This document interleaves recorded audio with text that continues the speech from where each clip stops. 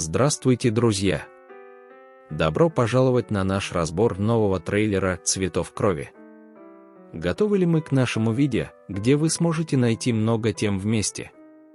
Рекомендую посмотреть наше видео до конца. Баран и Дилан Харада помнят тот день, когда они уронили браслет. Моя мама сказала Дилану Барану, что этот браслет защитит тебя от всего зла. Так вот, что сказала моя настоящая мать. Потому что только матери хотят защитить своих детей от зла. Судьба встречает Барана, спускаясь по лестнице.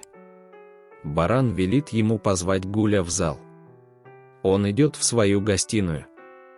Азади тоже в зале. Он спрашивает Барана, почему он позвонил. Тем временем в зал приходят также Гуль и Кадер. Он возвращается к Гулю. Никто не будет заставлять вас снова что-либо делать. Он говорит, что тот, кто это сделает, найдет меня. Затем он уходит из зала. Сабиха понимает, что она дочь Дилана. Однако я не понимаю, почему Хикмет скрыл это от меня. Он говорит, что ее возраст, имя и браслет не могут быть совпадением. Сабиха хочет поговорить с Ханифе и Сиитом. Однако Хевин предотвращает это. Он говорит ей, что ему следует вести себя спокойно. Дилан говорит себе, что в этом браслете есть нечто большее. Дилан вспоминает слова Сиита. Хна вспоминает, что он подарил ей медальон. Он думает, что Сиит что-то знает. Дилан говорит: «Дай мне подготовиться, а потом мы пойдем куда-нибудь вместе». Тем временем Джавахир звонит Барану. Давление на партнерство. Беран говорит, что подумает об этом. Затем Баран идет в свой кабинет. Он объясняет разговор Кудрету. Баран хочет расследовать дело Джавахира. Он также просит поддержки Кудрета в этом вопросе. Кудрет говорит, что ладно. Тем временем Хасан слушает их из садовой калитки. Он немедленно звонит Джавахиру. Он говорит, что Баран проведет детальное исследование Джавахира. Хасан думает о своих чувствах к Сабихе. Он думает о словах Джавахира. «Сабиха не смотрит на тебя». Тем временем Джихан видит Хасана. Хасан спрашивает, как он выглядит. Джихан говорит, что вы похожи на художников Ешельчама. Он улыбается и уходит. Хасан входит в настроение. Беран и Дилан идут в дом своей семьи. Но он боится постучать в дверь. Ответ, который он получает, беспокоит его. «Дилан, они солгали мне». Он говорит, что я не знаю, смогу ли я простить. Беран, оставь прошлое в стороне, его не изменить. Однако, говорит он, тебе следует подумать о том моменте, когда ты воссоединишься с матерью. Беран говорит, что я тоже буду с тобой. Дилан говорит, что если бы не ты, у меня бы не хватило смелости прийти сюда. Дилан звонит в колокольчик. Сиит приглашает его войти.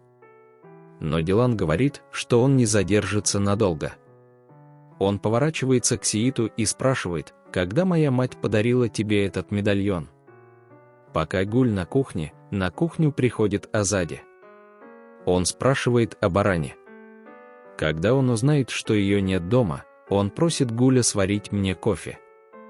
Он говорит, что ждет снаружи. Сиит говорит Дилану, что никогда не видел свою мать. Он добавляет, что это ожерелье привез его отец. Затем он говорит, что вторая половина монеты у его матери. Дилан берет свои детские фотографии и уходит из дома. Пока Азади пьет кофе в саду, она говорит Гулю, что не позволит тебе быть с Фератом. Вы не можете жениться. Он говорит, даже если ты выйдешь замуж, я не оставлю тебя одну.